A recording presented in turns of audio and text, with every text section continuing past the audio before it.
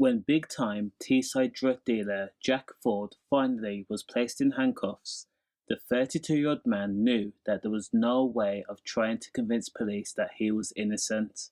Jack had been placed under police surveillance after the dealer had promised to pay a man over a debt that had not been paid.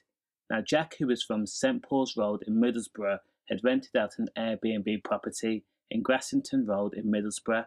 Jack, who believed he was above the law, made the costly mistake of renting out the Airbnb in his own name, and that home was used as the base of his operation. So when police raided the home in November of 2024, Jack was unprepared.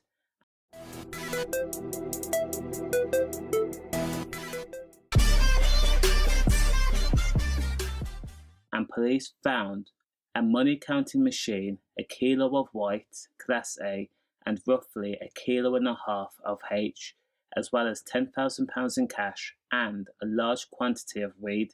In total, Jack Ford had over £120,000 worth of dra, ready to be broken down, repackaged into manageable portions, and then sold on for wholesale price, for a profit to other dealers and gangsters. For at least 6 months, Jack had actually gone undetected, but according to Cleveland Police Homicide and Major Inquiry Team, Jack Ford had been grassed on after a victim had called police to report Jack that he had promised to pay him over the debt on October 30th of 2024, and that's when police decided to look at Jack Ford and then found out that he had been renting a property and was also a big-time dealer across Teeside. So when police made their way into the Grassington property, over a dozen officers just after 5 a.m. in the morning, they roamed the home. Police found 3 packages of H in the bedroom, hidden. They found Class A, white, hidden in the kitchen cupboard.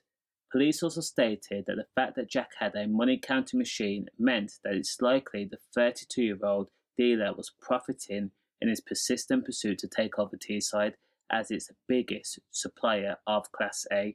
Jack Ford was arrested on November 7th inside the Airbnb property, and of course, he later pled guilty to all 3 charges, which included supply with intent for both the white and the H, and also violent disorder. Ultimately, Jack Ford was told by a judge that he would be jailed for 12 years and 9 months, and the reason he got that time was because he had pled guilty. Does the crime match the sentence? Let me know your thoughts in the comments. Stay safe.